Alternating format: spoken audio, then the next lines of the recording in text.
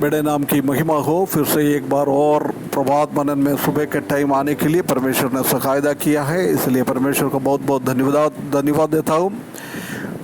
फिर से सबको प्रभु यीशु मसीह के मधुर और पवित्र नाम से जय मसीह की। सबको परमेश्वर आशीष करे। पिछले दिनों हम 36 अध्याय से कुछ बातें 1 से लेकर 5 तक एसाव के बारे में, एसाव के पत्नियों के बारे में, बच्चों के बारे में हम देख रहा था।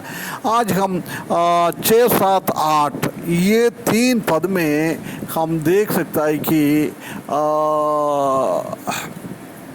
The separation of Jacob and Esau, Esau और याकूब के बीच में वो दोनों अलग अलग हो रखा है। ये बात को हम इधर देख सकता है ना। दोनों भी एक साथ रह नहीं पाता है, इसलिए ये आगे की बात वो एसाव ने आगे लिया है। मैं इधर से चले जाता हूँ। हम जानता है कि परमेश्वर ने अब्राहम के द्वारा, इसहाक के द्वारा याकूब को आशीष किया है। वो याकूब को वो कनान देश वायदा किया हुआ है, इसलिए एसाव नहीं है, याकूब ही उधर रखना है। वो परमेश्वर ने उनका हृदय में डाल दिया होगा, इसलिए उसने उधर से छोड़कर आगे की ओर जा रहा है। ये बात को उधर हम देख सकता है।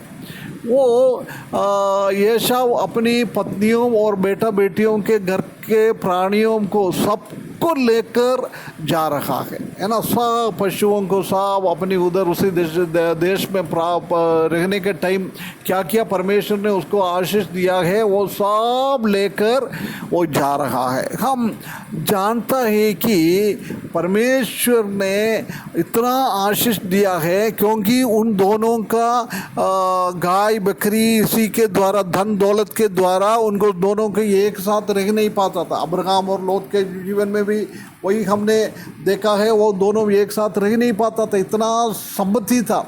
इधर भी इनके पास भी इतना संपत्ति है, इसलिए वो रह नहीं सकता था। हम जानता है कि उत्पत्ति की किताब 27 अध्याय उसका 38 पद में वो याकूब ने एसाव इसहाक के पास आकर धोखे में अपना अनुग्रह को प्राप्त किया है। उसके बाद एसाव उनके पास आया जब मालूम पड़ गई कि उनका छोटा भाई ने वो आशीष छीन कर चले गया है। जब इतना रोके उनके पिताजी से पूछ रहा था, तुम्हारे पास एक ही अनुग्रह है, एक ही आशीष है, वो मेरा पिताजी, और कुछ नहीं है, मुझे भी अनुग्रह करो।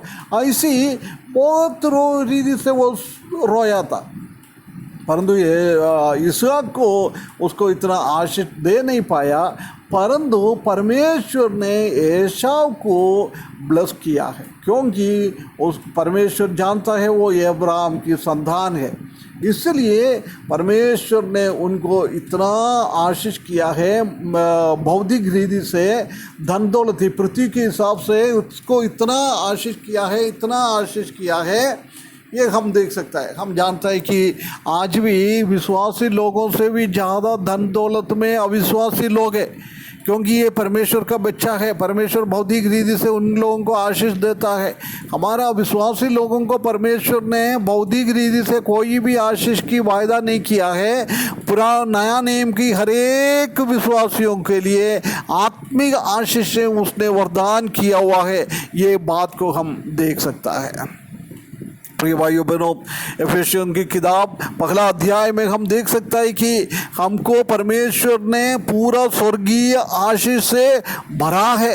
स्वर्गीय आशीष है हमारे पास। हमको ये भौतिक रीति से हम देखेंगे तो हमारे पास कभी हो सकता है खाने के लिए नहीं है, पीने के लिए नहीं है, दूसरा लोग रह रहे, ऐसे हम रह नहीं सकता है, ऐसी कपड़ा नहीं पहन सकता है, ऐसी वो लोग बच्चों को पढ़ा रहे, ऐसी हम पढ़ा नहीं पा रहा है।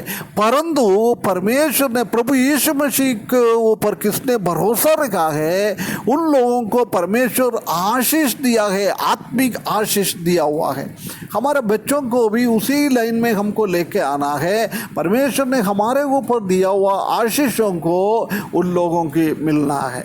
इस दुनियादारी के हिसाब से चल रहा है, उनका आखिरी नरक के अंदर जाने का है। परंतु जिसने तकलीफ और परेशानी से परमेश्वर के ऊपर भरोसा रखते हुए आत्मिक उन अनुग्रह के लिए इंतजार करते हुए जीवन बिताया है, मृत्यु के बाद उनके जीवन में ऐसी आशीष मिलेगा, ऐसी आशीष मिलेगा। वो परमेश्वर कितना दूसरे लोगों को भी कितना केयर कर रहा है, कितना देखभाल कर रहा है, उनके बारे में कितना सोचता है, ये हम देख सकता है। हम परमेश्वर का वचन में हम देख सकता है कि पापी और विश्वासी लोगों का सबके ऊपर परमेश्वर बरसात देता है, सूरज का लाइट देता है, सब आशीष एक साथ ही मिलता है।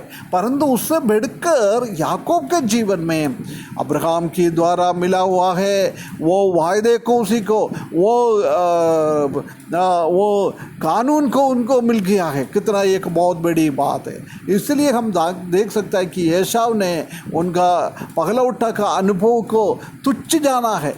एक थोड़ा सा खाना के लिए उसने कई साल पहले वो बेच दिया था। ऐसी एक हालत, प्रिय विश्वासियों, हमारा आत्मिक वो नजरिया कभी भी हम एसाव की जैसे ना करें, ये परमेश्वर हमसे चाहता है। हम एक अनुग्रह जीवन, आत्मिक जीवन बिताने के लिए परमेश्वर हमको सहायता करें। उसके बाद हम देख सकता है कि उसने माउंट सीयर की तरफ चले गया है। वो हमेशा के लिए याकूब से अलग होकर वो जीवन बिताने के लिए निकल गया है ना। उसको भी परमेश्वर ने आशीष किया, उसको भी एक बड़ा जादी बना दिया है।